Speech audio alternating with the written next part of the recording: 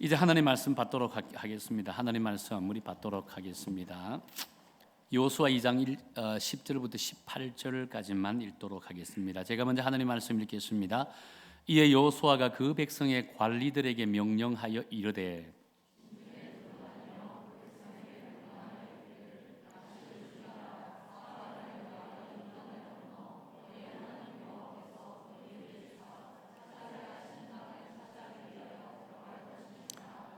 여호수아가 또 르우벤 지파와 갓 지파와 므낫세 반 지파에게 말하여 이르되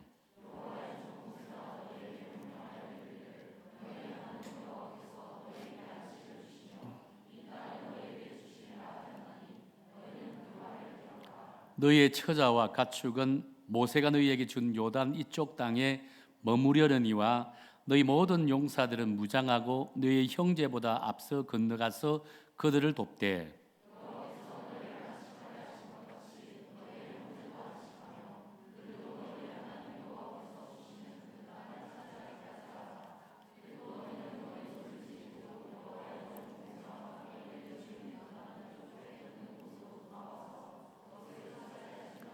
그들이 여호수아에게 대답하여 이르되 당신이 우리에게 명령하신 것은 우리가 다 행할 것이요 당신이 우리를 보내시는 곳에는 우리가 가리이다.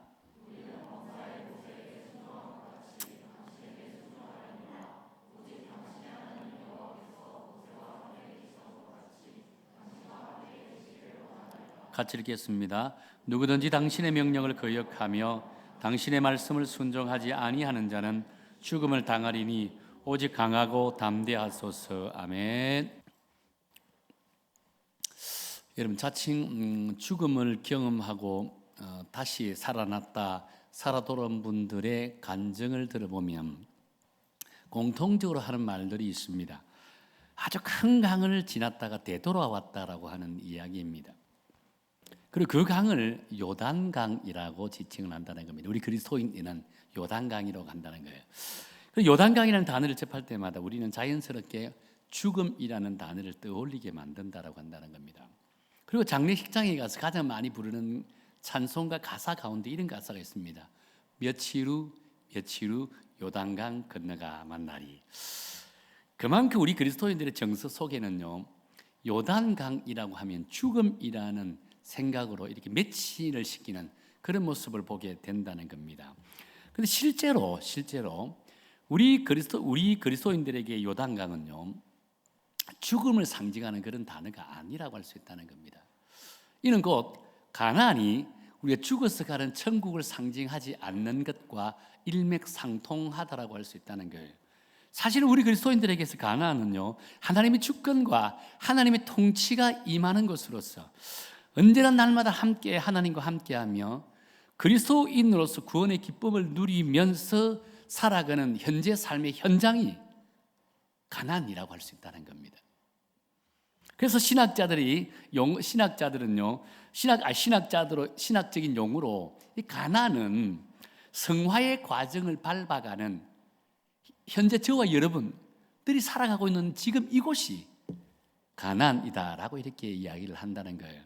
그렇게 요단강 역시 죽음의 강을 의미하기보다는 그리스도인으로서 하나님의 주권과 통치가 임하는 하나님의 나라에 들어가는 관문과 같은 역할을 하는 것이 요단강이라고 할 수 있다는 겁니다. 누구든지 이 땅에서 그리스도인으로서 정말 그리스도인으로서 참된 삶을 살아가기를 원하고 하나님의 나라에서 하나님의 영광을 위해서 살아가기를 원하는 모든 그리스도인이라면 반드시 요단강을 건너야 한다고 할 수 있다는 거예요.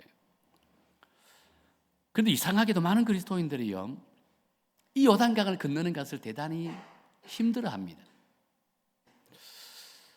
어떤 분은 의도적으로 회피하기도 합니다. 어떤 분들은 여러 가지 이유로 인해서 갈등하고 고민하기도 한다는 겁니다. 왜냐하면 요단강을 건너기 위해서는요, 포기해야 할 것들이 너무나 많기 때문입니다. 내가 희생해야 할 것들이 너무나 많다는 겁니다. 그렇기에 그냥 적당하게 요단강 변에서, 강가에서 그냥 적당하게 세상과 타협하면서 살아가기를 원하는 사람들이 오늘 이 시대 우리 그리스도인들이 가지고 있는 대다수의 사람들의 생각이라고 할 수 있다는 거예요. 그래서 오늘 저와 여러분은 본문의 말씀을 묵상하면서 요단강가에서 갈등하고 고민하고 있는 오늘 이 시대 그리스도인들에게 그냥 현실에 안주하고 그리스도인의 삶과는 적당한 거리를 누리며 적당한 거리를 두고 살고자 하는 여러분 모두들에게 정말 하나님의 백성으로서 어떤 삶을 살아야 될지, 왜 우리가 요단강을 건너야 될지에 대한 부분을 깨우치는 이 말씀을 통해 도전받는 그런 귀하고 복된 시간 되기를 원합니다. 자, 그렇다면 오늘 우리가 함께 읽은 본문의 말씀의 배경은 어떤 배경일까? 이스라엘 백성들이요, 기나긴 40년의 광야 생활을 마치고 이제 하나님이 약속의 땅 가나안 땅을 정복하기 위해서 지척에 두고 있는 그런 곳입니다. 그래서 그곳이 어떤 곳이냐면 요단 동편에 머물고 있다라고 했다는 겁니다. 요단 동편에서 머물면서 어떻게 하면 요단 서편에 있는 그 가나안 땅을 정복할 것인가에 대한 나름대로 준비와 전략을 짜고 있는 그런 시기였다라고 볼 수 있는 거예요. 그런데 갑자기 이스라엘의 지도자였던 모세가 죽어버렸다는 겁니다. 그러니까 누가 이제 더 이어서 이스라엘 지도자가 되죠? 여호수아가 되잖아요. 그런데 여호수아가 갑자기 지도자가 되다 보니까 그 많은 200만 명이나 넘는 백성들을 이끌고 요단강을 건너 요단 서편에 있는 요단 서편 즉 가나안 땅을 정복해 나가야 되는데 갑자기 지도자가 되다 보니까 두려워 그 떨리는 마음을 가지고 있었다는 겁니다. 내가 어떻게 저 많은 백성들을 이끌고 가나안 땅을 정복할 수 있을까? 두려움에 떨림에 있는 거예요. 그때 하나님께서 여호수아에게 나타나셔서 뭐라고 말씀합니까? 두려워하지 말라는 겁니다. 그러면서 하나님의 말씀을 지켜 순종하게 행하라. 그럼 내가 너와 함께 하겠다는 거예요. 네가 가는 그 길을 형통케 할 것이다. 이것이 하나님께서 여호수아에게 주신 약속의 말씀이었다라고 한다는 겁니다. 자, 그리고 여호수아는요, 이 말씀을 받아들이고 본격적으로 정복 전쟁의 준비를 하는 장면을 보게 된다는 겁니다. 그것이 오늘 10절 말씀의 내용이라고 할 수 있는 겁니다. 10절에 어떻게 말씀합니까? 이에라는 말씀으로 시작한다는 겁니다. 다시 말해서 하나님의 약속의 말씀을 받았던 여호수아가 그 말씀을 의지하여 본격적으로 가나안 정복 전쟁을 준비한다는 거예요. 시행하기를 원한다는 거예요. 자, 그런데요, 하나님의 약속의 땅인 가나안 땅을 정복하기 위해서는 반드시 거쳐야 할 과정이 하나 있습니다. 그것은 바로 요단강을 건너야 한다는 거예요. 지금 이스라엘 백성들이 머물고 있는 것이 어디라 했죠? 요단 동편입니다. 요단 동편은 가나안 땅이 아닙니다. 가나안 땅은요, 요단 서편에 있는 것이 가나안 땅이라고 할 수 있다는 겁니다. 그런데 동편에서 서편으로 갈 때는요, 이 요단강이 흐르고 있는 거예요. 그런데 오늘 본문에 보니까 지금 요단강이 어느 때라고 하냐면 3장 15절 말씀에 보니까 이렇게 기록합니다. 요단이 곡식 거두는 시기에는 항상 언덕에 넘치더라라고 했다는 거예요. 여기서 언덕에 넘친다는 것은 뭐가 넘친다는 거예요? 강물이 넘친다는 거예요. 지금 요단강이 지금 이스라엘 백성들이 요단강을 건너려고 하는 그 시점은 우기 때가 되어서 요단강이 범람하는 시기다라고 할 수 있다는 겁니다. 실제 당시 요단은요, 우기와 건기가 뚜렷합니다. 가나안 땅 전체는요, 건기 때 요단강의 강 수위를 보면 허벅지 정도 물이 온다는 수위가 된다라고 합니다. 그래서 그 건기 때는 요단강을 건너기는 너무 쉽다라고 합니다. 그런데 우기 때는요, 정반대의 현상이 나타난다는 겁니다. 우기 때 강 수위가 너무 높아가지고 이 강둑을 범람하는 지경에 이르게 된다라고 했다는 거예요. 여러분은 지금은 요즘 우리나라의 이 모든 강들, 심지어 개울까지 정비가 다 돼 있어가지고 홍수가 나는 일이 거의 없습니다. 우리 4대강 욕을 많이 하지만 또 4대강이 했던 역할이 뭐냐면 그 하류 지역에 있는 홍수를 막게 하는 역할도 이 4대강의 역할이었습니다. 그런데 우리가 젊을 때 학창시절 때요, 고향에 제가 있을 때 여름만 되면 불안합니다. 왜? 우리 고향에서 앞에 보면 냇가 같은 강이 있어요. 그 냇가 같은 강은 여름에 그곳에서 막 수영하고 놀던 곳입니다. 그런데 그 여름에 그 장마가 딱 터지기 시작하면 태풍이 오게 되면 강수량이 불어오르는데요, 그 어느 순간 겨울 같은 것이 엄청난 두려움 강이 돼버려요. 막 그냥 강둑을 넘을 정도로 덩실덩실 한다는 겁니다. 그 강물을 보는 순간요, 두려움이 엄습합니다. 우리가 저곳에서 어떻게 수영을 했을까라고 할 정도입니다. 한 번은 강둑이 무너져가지고 온 논과 밭이 그냥 물에 잠기는 그런 안타까운 지경도 있었다는 겁니다. 지금 이스라엘 백성들이 요단강을 지척에 두고 요단강의 모습을 보는 게 지금 그런 모습이라고 할 수 있는 거예요. 우기때가 되었어. 요단 강물이 지금 언덕에 보니까 뭐라고 되어 있습니까? 언덕에 넘친다 있습니다. 강물이 지금 넘치고 있다는 겁니다. 그런데 그것을 지금 건너가야 되는 상황에 놓여 있다는 겁니다. 그렇다 보니까 자연스럽게 이스라엘 백성들 중에 요단강을 건너지 않으려고 온갖 잔머리를 구리는 그 무리들이 생겨나기 시작했다고 한다는 겁니다. 거기에 대해서 12절과 13절에서 이렇게 말씀합니다. 우리 12절과 13절 한번 읽어볼까요? 시작. 여호수아가 또 르우벤 지파와 갓 지파와 므낫세 반 지파에게 말하여 이르되 여호와의 종 모세가 너희에게 명령하여 이르기를 너희의 하나님 여호와께서 너희에게 안식을 주시며 이 땅을 너희에게 주시리라 하였나니 너희는 그 말을 기억하라고 했다는 겁니다. 지금 여호수아는 가나안 땅을 정복하기 위해서 전략을 수립해야 될 상황이 있는데 느닷없이 르우벤 지파와 갓 지파와 므낫세 반 지파에게 과거 모세와 맺었던 언약을 기억하라라고 말씀하고 있다는 겁니다. 이걸 역설적으로 이해해 보면요, 그들이 여호수아와 모세와 맺었던 언약을 기억하지 않고 있다는 증거라고 한다는 겁니다. 그래서 기억하라고 지금 이야기하고 있는 거예요. 자, 그렇다면 여러분, 여호수아라는 모세와 이들 지파와 맺었던 언약은 어떤 언약이었을까요? 민수기 32장에 보면 그들 언약을 맺은 과정들을 아주 상세하게 기록하고 있습니다. 요단 동편은 모세가 살아있을 때 정복한 땅이라고 했습니다. 그런데 이 요단 동편에는요, 목축을 할 수 있을 정도로 비옥한 땅이었습니다. 자연스럽게 다른 지파들보다 가축을 많이 가지고 있던 르우벤 지파와 갓 지파와 므낫세 지파가 이 땅에 대해서 욕심을 가질 수밖에 없는 거예요. 왜냐하면 자신들의 이 많은 가축을 먹일 수 있는 곳은 이 지금 눈에 보였다는 겁니다. 사실 이 세 지파들이 다른 지파들에 비해서 가축을 많이 소유하게 된 이유가 있었습니다. 먼저 이 세 지파는 다른 지파들에 비해서 인구수가 월등히 많았다라고 합니다. 여러분, 인구수가 월등히 많았다는 것은 이제 전쟁을 치르게 되면 군사 동원을 가장 많이 하고 그것으로 끝나는 것이 아니라 제일 앞장서서 전쟁을 치른다고 합니다. 그리고 신학자들의 말에 의하면 이 세 지파는요, 다른 지파들에 비해서 기질적으로 아주 강력한 리더십을 가지고 있는 그런 기질을 가지고 있었다고 했습니다. 결국 이 세 지파의 공통적인 특징은 전쟁에 매우 능한 용사의 지파라고 할 수 있다는 겁니다. 그렇다 보니까 크고 작은 전쟁에 앞장서서 전쟁을 치르다 보니까 그 전쟁에서 승리하게 되면 노획물을 얻게 되잖아요. 그 노획물들은 대다수는 가축입니다. 가축을 선정하는데 우선적으로 누구에게 배당될까요? 가장 많이 앞장서고 가장 많은 군사를 동원한 지파부터 우선적으로 배정할 수밖에 없는 거예요.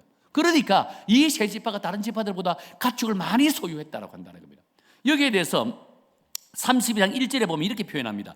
르우벤과 갓 자손은 심히 많은 가축대를 가졌더라라고 했다는 거예요.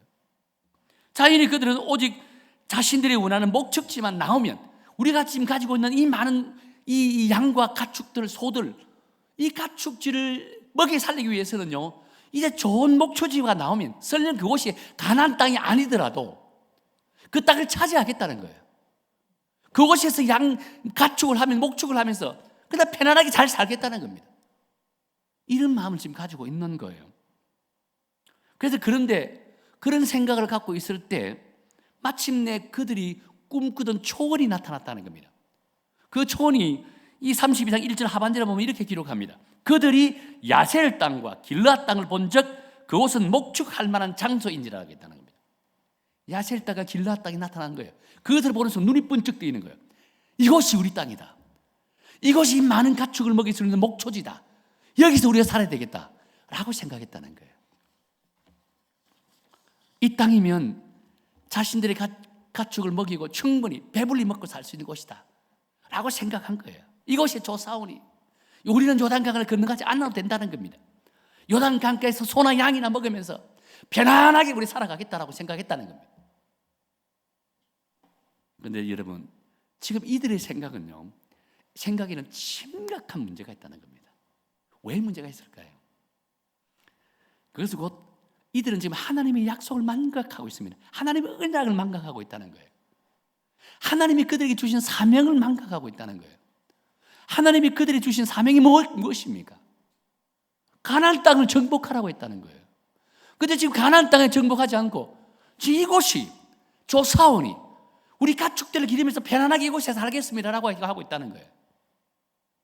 요단 동편은 가나안 땅이 아니에요. 가나안 땅, 요단 서편적인 가나안 땅이라고 할 수 있는 거예요.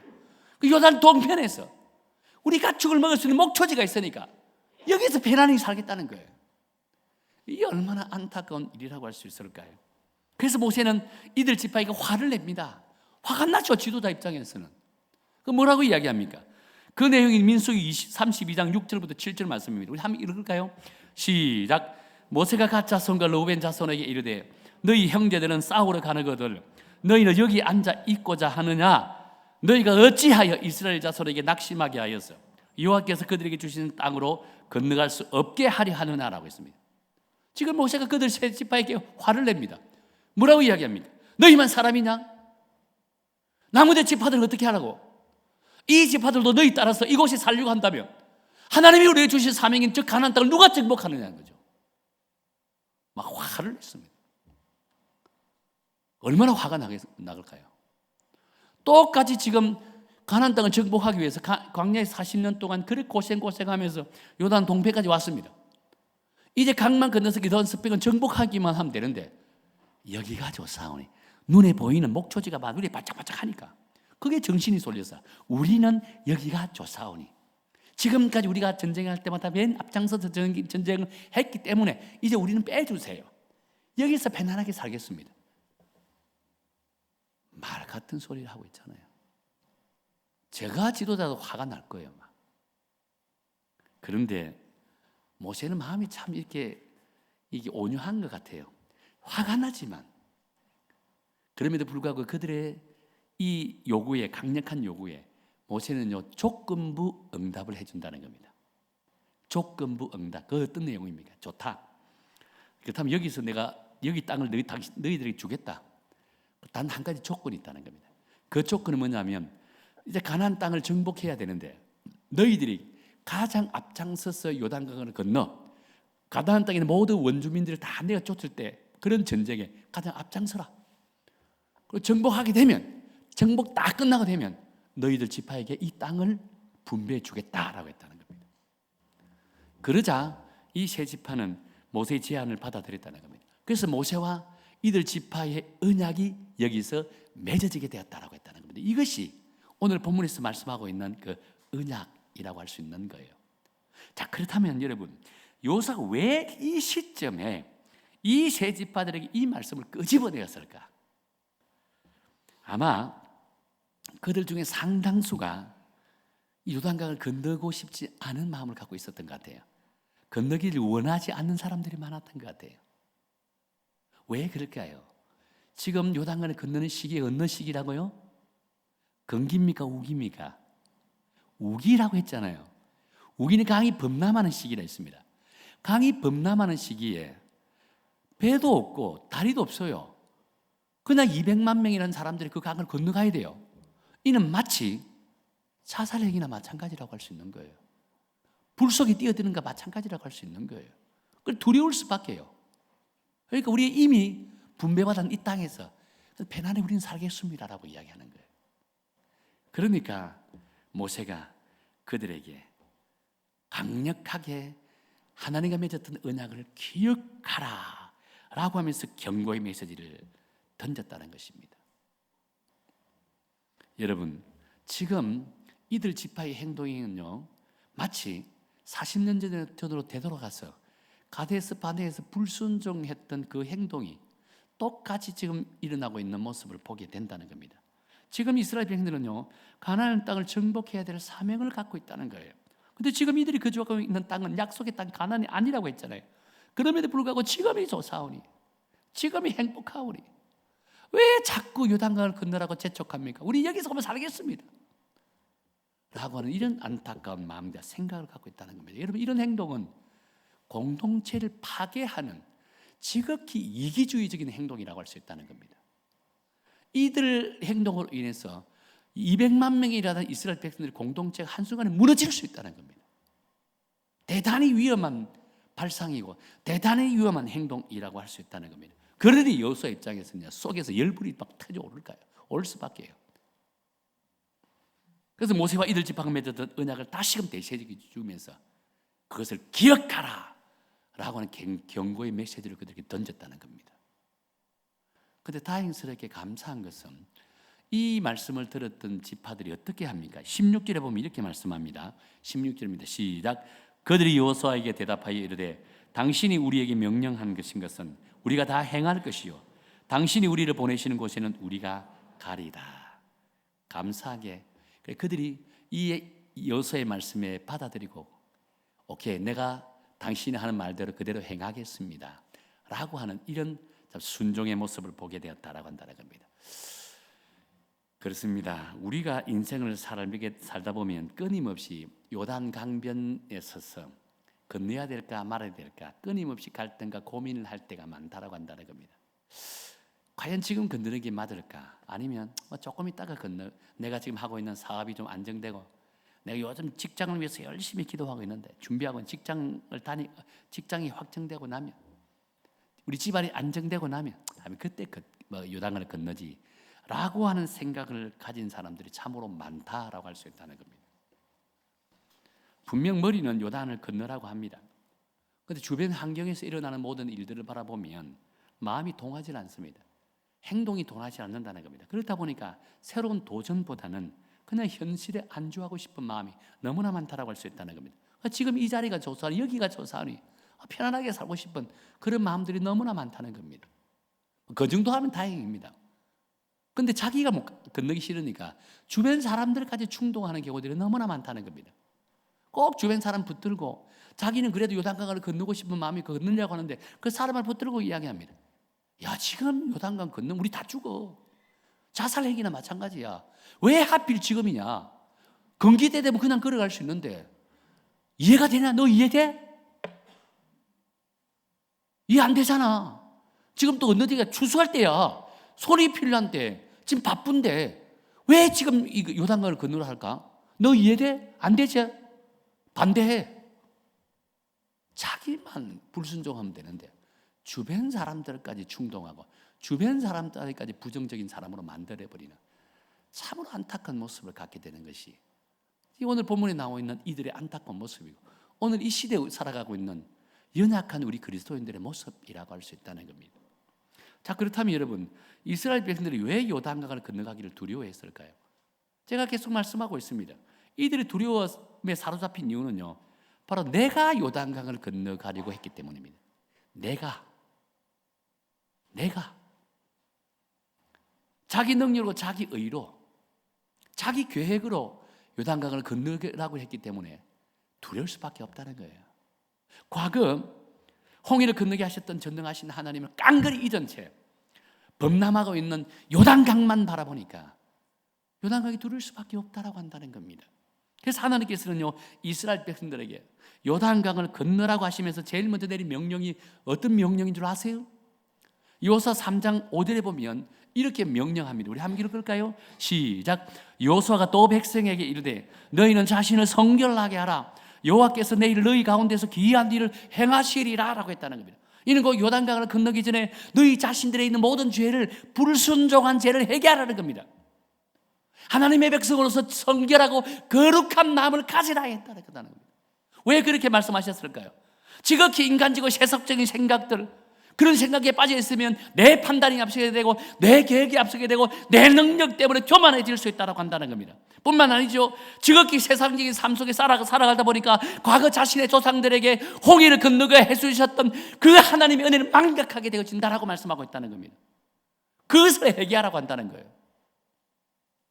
하나님의 은혜를 망각하고 살아간 우리의 죄를 회개하라고 말씀하고 있는 거예요. 너희의 잘남을 회개하라는 겁니다. 교만됨을 회개하라는 겁니다. 내 능력에 빠져있는 것을 회개하라는 겁니다. 그럴 때 하나님의 거룩하신 백성이 되고 성결한 백성이 되어진다는 겁니다. 그러면 하나님의 얼굴이 보이는 거예요. 하나님이 보이기 시작한다는 거예요. 하나님이 보이기 시작할 때 요단강은 두렵지 않다라고 한다는 겁니다. 사실 이스라엘 백성들이요, 왜 40년 동안 광야에서 헤매게 되었을까요? 그들 속에 남아있는 지극히 인간적인 것, 애굽의 그 찌꺼기들이 남아있었기 때문에 하나님의 속성을 깨닫지 못했다는 겁니다. 하나님은 어떤 분입니까? 전지전능하신 분이십니다. 온 우주를 창조하십니다. 자연 만물을 다스리시는 분이라는 겁니다. 그런데 세상 속에 살다 보니, 애굽에서 세속적인 삶을 살다 보니까 아직도 애굽에 있는 그 찌꺼기가 남아있다 보니까 하나님의 속성을 바라보지 못하는 거예요. 여러분, 애굽은 어떤 곳입니까? 세속을 상징하는 것이 애굽입니다. 애굽에서의 삶은요, 지극히 인간적인 거예요. 지극히 계산적입니다. 애굽은요, 힘 있는 자가 지도자가 됩니다. 돈 있는 자가 인정을 받는 곳입니다. 똑똑한 자가 존경받는 곳이 애굽입니다. 그런데 하나님의 나라는 어떤 곳이죠? 힘 있는 자보다 겸손한 자가 인정받습니다. 똑똑한 자보다 하나님을 섬기는 자가 인정을 받습니다. 돈 있는 자보다 정말 남을 섬기고 배려하고 나를 포기하고 나를 내려놓는 자가 인정받는 것이 하나님의 나라라고 할 수 있다는 거예요. 그런데 아직도 이스라엘 백성들 속에는요, 그 애굽의 찌꺼기가 남아있으니까 홍해를 바라보고, 이 홍해를 바라볼 때마다 이 가나안 땅을 바라볼 때 어떤 생각이 듭니까? 우리가 아무리 계산해 보니까 저 아낙 자손을 이길 수 없다는 거예요. 여리고성을 정복할 수 없다는 겁니다. 아무리 우리가 주판 때리고 계산해보고 요리 저어보고 요리 저어보니까 우리 힘으로 아낙을 이길 수 없고 여리고성을 무너뜨릴 수 없다는 거예요. 그러니까 두렵다는 거예요. 그러니까 불순종해버리는 거예요. 이게 애굽의 생각입니다.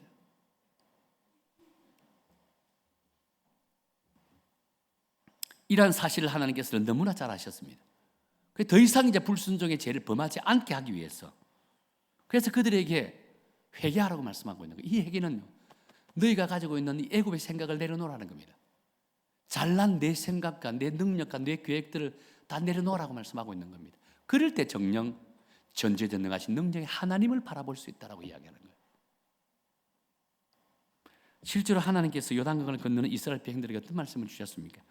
여호수아 3장 7절에 보면 이렇게 약속을 주셨습니다. 이렇게 해요. 시작. 여호와께서 여호수아에게 이르시되 내가 오늘부터 시작하여 너를 온 이스라엘 목전에서 크게 하여 내가 모세와 함께 있었던 것 같이 너와 함께 있는 것을 그들이 알게 하리라 했습니다. 앞부분에서는 회개하라 했습니다. 5절에서는 하나님의 성결한 백성이 되라 했거든요. 그렇다면 내가 너와 함께 하겠다는 겁니다. 적들이 하나님이 함께하는 것을 알게 될 것이다 라고 이야기하는 거예요.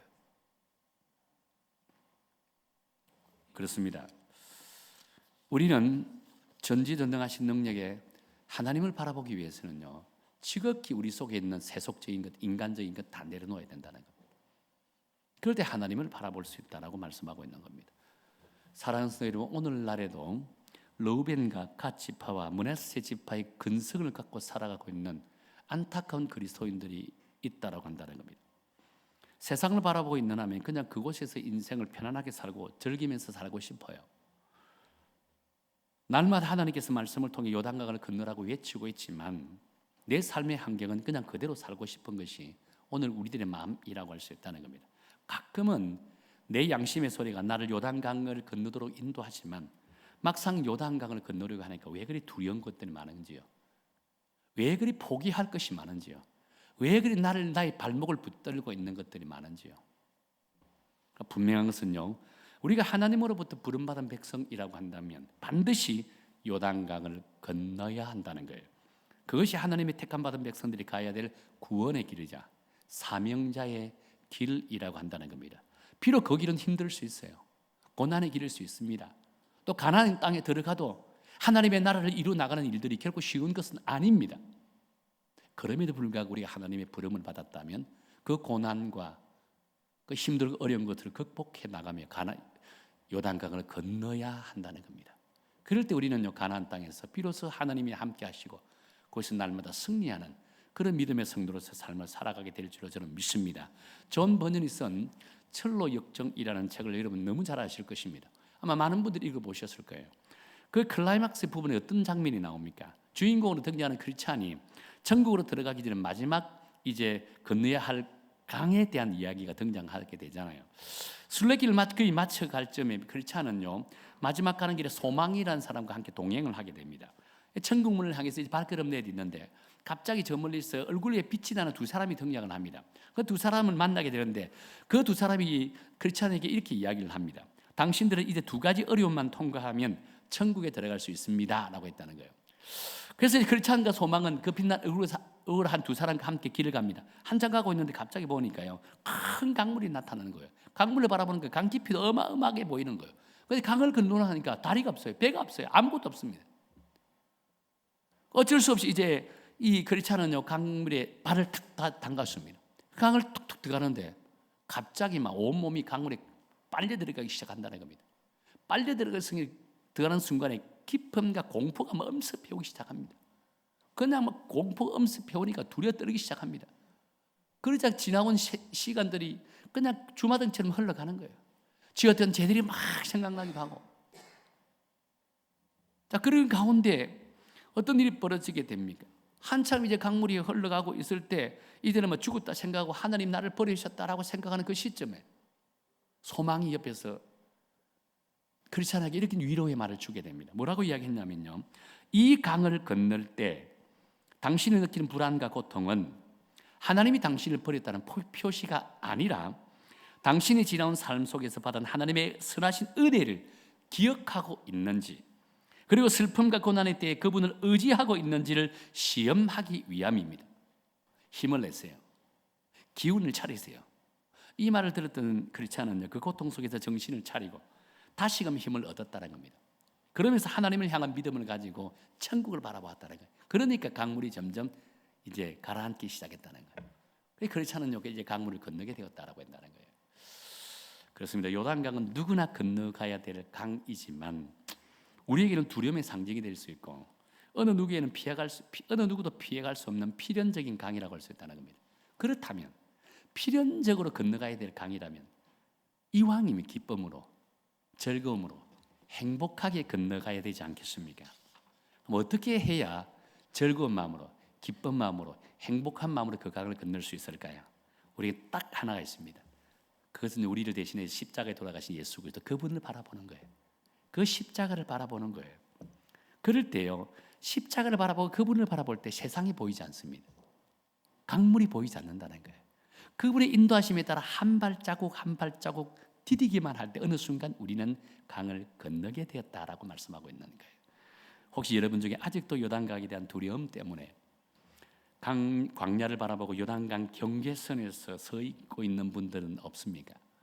지금의 자리가 우리를 편안하게 하는 자리, 그냥 이 자리가 좋사오니 여기서 그냥 편안하게 즐겁게 행복하게 살고 싶은 그런 마음을 갖고 있지 않습니까? 이런 분명한 사실은 그곳은 광야입니다. 세상이라고 할 수 있다는 겁니다. 그래서 우리는 광야에서 다시 일어서야 됩니다. 우리가 가야 될 궁극적인 곳은 어디입니까? 가나안 땅입니다. 우리를 구원하시기 위해서 십자가에 돌아가신 예수 그리스도, 그분이 인도하는 곳은 가나안 땅입니다. 그 가나안 땅에 인도하기 위해서는 세상을 바라보는 것이 아니라 우리를 죽기까지 살아가신 예수 그리스도, 그분을 바라봐야 된다는 거예요. 그럴 때 정녕 우리는 어느 순간 가나안 땅에 들어가서 그리스도인으로서의 사명을 감당하며 살아가는 성숙한 그리스도인이 될 줄로 믿습니다. 우리의 성경에 속해 있는 여러분 모두는 세상을 바라보는 것이 아니라 우리를 죽기까지 살아가신 예수 그리스도, 그분을 바라보면서 광야에서, 세상에서가 아니라 요단강변은 세상입니다. 그것이 아니라 요단강을 건너서 가나안 땅에서 하나님과 날마다 동행하며 구원의 참된 기쁨을 누리며 사명을 감당해 나가는 우리 여성교회 성도가 되기를 예수님 이름으로 축원합니다.